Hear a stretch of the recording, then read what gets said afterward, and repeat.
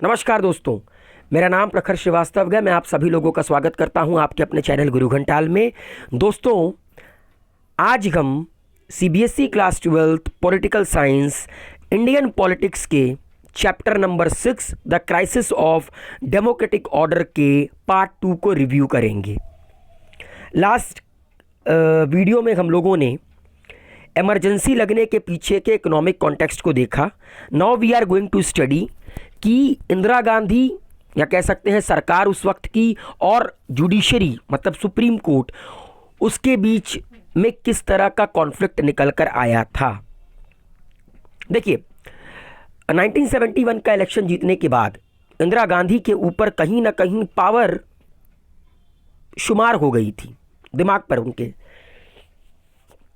And Indira Gandhi ये चाहती थी कि सरकार के पास पावर गो कि सरकार संविधान के कॉन्स्टिट्यूशन के किसी भी पार्ट को अमेंड कर सके। इंदिरा गांधी चाहती थी कि पार्लियामेंट की सुपरमेसी हो।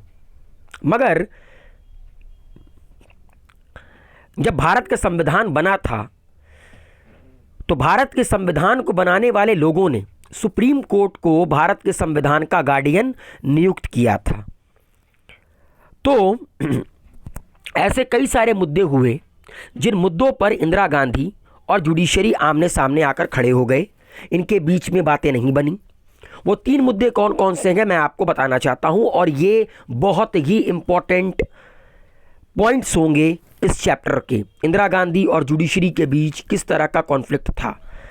देखिए, 3 तरह के कॉन्स्टिट्यूशनल इश्यूज निकल कर आए थे। सबसे पहला, can the parliament abridge fundamental rights. Fundamental rights जो कि आर्टिकल नंबर 12 से लेकर आर्टिकल नंबर 35 तक भारत के संविधान में है। पहला सवाल निकल के आया था कि क्या पार्लियामेंट फंडामेंटल राइट को अब्रिज कर सकता है, उसके साथ छेड़खानी कर सकता है, उसको बदल सकता है। सुप्रीम कोर्ट ने कहा यह पॉसिबल नहीं है। दूसरा, can the parliament curtail the right to property by making an amendment. क्या राइट टू प्रॉपर्टी जो कि उस वक्त फंडामेंटल राइट था मगर आज वो फंडामेंटल राइट नहीं है, तो मैं उस वक्त की बात करता हूं। दूसरा मुद्दा ये था कि क्या सरकार राइट टू प्रॉपर्टी जो कि उस वक्त का फंडामेंटल राइट है उसमें किसी भी तरह की छेड़खानी कर सकती थी, किसी भी तरह की चीज़ों को कर्टेल कर सकती थी, मतलब बढ़ा या घटा सकती थी। सुप्रीम कोर्ट ने कहा यह पॉसिबल नहीं है। और तीसरा मुद्दा ये निकल कर आया, the parliament amended the constitution saying that it can abridge fundamental right for giving effect to directive principles। देखिए, directive principles of state policy जो कि आर्टिकल नंबर 36 से लेकर article number 51 of the Indian constitution में belong करती है। ये एक तरह का डायरेक्टिव्स है स्टेट के लिए। फंडामेंटल राइट जो कि इन्फोर्सेबल है हिंदुस्तान की कोर्ट में, लेकिन directive principles of the state policy ये सिर्फ एक तरह का डायरेक्टिव्स है, इसको इन्फोर्सेबल नहीं किया जा सकता। तो सरकार ये चाहती थी कि फंडामेंटल राइट को अब्रिज कर कर directive principles of state policy को थोड़ी सी ज्यादा तवज्जो दी जाए। सुप्रीम कोर्ट ऑफ इंडिया ने कहा बेटा ऐसा पॉसिबल है ही नहीं। तो ये 3 मुद्दे थे जिन 3 मुद्दों में सुप्रीम कोर्ट और पार्लियामेंट की आपस में नहीं बनी, सॉरी देश की सरकार की आपस में नहीं बनी। और उसी दौरान एक बहुत ही इंपॉर्टेंट केस हुआ 1973 में, केशवानंद भारती केस। असल में Kesavananda Bharati case versus state of Kerala, उस केस में सुप्रीम कोर्ट ने एक फैसला सुनाया और वो फैसला था कि देश की पार्लियामेंट भारत के संविधान के बेसिक स्ट्रक्चर के साथ छेड़छाड़ नहीं कर सकती। ठीक है, मतलब कि basic structure of Indian constitution. ये पहली बार ये टर्म केशवानंद भारती केस में निकल कर आया। 13 जजों की कॉन्स्टिट्यूशनल बेंच बैठी और 7 और 6 मतलब 7 लोग फेवर में थे, 6 लोग फेवर में नहीं थे।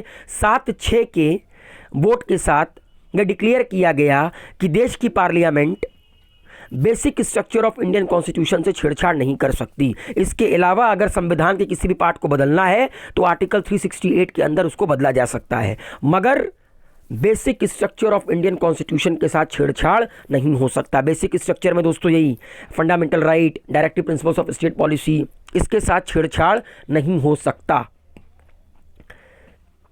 और एक बात याद रखिएगा, जैसे ही केशवानंद भारती केस का रिजल्ट आया उस वक्त जस्टिस खन्ना थे हमारे देश के चीफ जस्टिस ऑफ इंडिया, उनका वो आखिरी दिन था, उनकी रिटायरमेंट थी और 1973 में केशवानंद भारती केस का फैसला सुनाने के बाद वो रिटायर हो गए। अब एक सवाल निकल कर आया कि देश का अगला चीफ जस्टिस ऑफ इंडिया कौन बनेगा। देखिए, according to the constitution of India, अगर आप आर्टिकल 124 से आर्टिकल 147 पढ़ेंगे तो नियम यह कहता है कि सुप्रीम कोर्ट का जो सबसे सीनियर मोस्ट जज होगा वही सुप्रीम कोर्ट का चीफ जस्टिस ऑफ इंडिया बनेगा। मगर इंदिरा गांधी ने इस नियम को ताक पर रख दिया। क्यों? क्योंकि इंदिरा गांधी जुडिशरी के ऊपर अपना कंट्रोल चाहती थी। इंदिरा गांधी ने 3 सीनियर मोस्ट जज होने के बावजूद चौथे सीनियर मोस्ट जज एएन रे को भारत का चीफ जस्टिस ऑफ इंडिया बना दिया। क्यों बना दिया आपको पता है? ताकि इंदिरा गांधी जुडिशरी पर अपना कंट्रोल कर सकें। इसीलिए इंदिरा गांधी ने एक पपेट कह सकते हैं, मतलब 3 सीनियर मोस्ट जज होने के बावजूद जब चौथा सीनियर मोस्ट जज भारत का चीफ जस्टिस ऑफ इंडिया बन गया तो वो तो एक तरह का पपेट ही कहलाएगा सरकार का। और उनके नीचे, मतलब उनके ऊपर जितने भी 3 सीनियर मोस्ट जज थे उन्होंने रिजाइन कर दिया।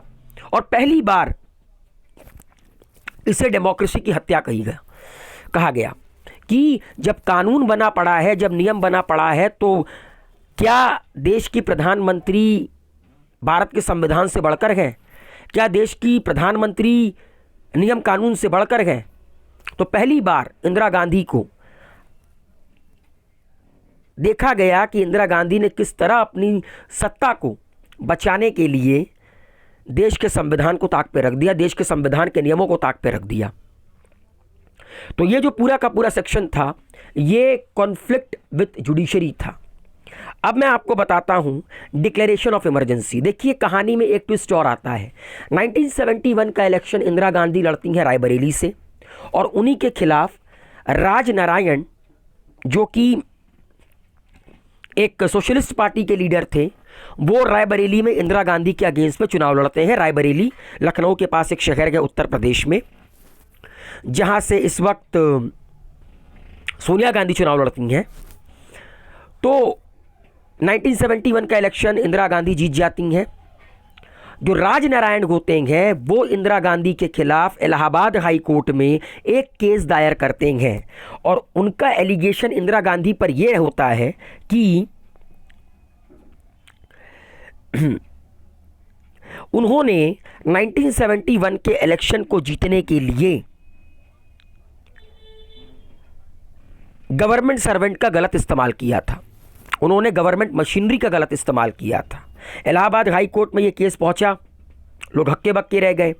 जब इस केस की जांच हुई तो पाया गया कि राज नारायण का जो एलिगेशन है इंदिरा गांधी पे वो करेक्ट है।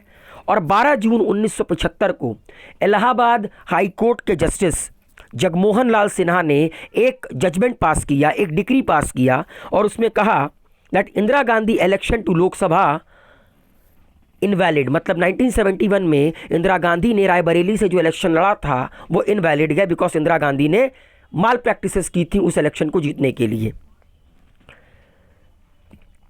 अब इंदिरा गांधी ने इस जजमेंट को, the judgement of the high court mean that legally she was no more an MP and therefore could not remain the prime minister unless she was once again elected as an MP within 6 months।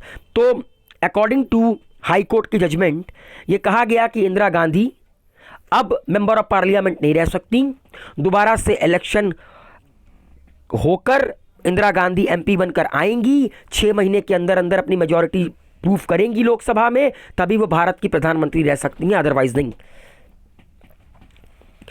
लेकिन simple सा logic है, high court के फैसले को आप कहाँ challenge कर सकते हो? सुप्रीम कोर्ट में। और सुप्रीम कोर्ट में तो इंदिरा गांधी के बैठाए हुए बंदे थे। 24 जून मतलब 12 दिन बाद जो सुप्रीम कोर्ट गए वो हाई कोर्ट के फैसले पर पार्शियल स्टे लगा देती है और कहती है till her appeal was decided she could remain an MP but could not take part in the proceedings of the Lok Sabha. तो सुप्रीम कोर्ट कहती है कि जब तक इंदिरा गांधी की इस अपील पर फैसला नहीं आ जाता जो उन्होंने हाई कोर्ट के अगेंस्ट में सुप्रीम कोर्ट में डाली है, तब तक Indira Gandhi member of parliament रहेंगी मगर लोकसभा की प्रोसीडिंग में पार्टिसिपेट नहीं करेंगी।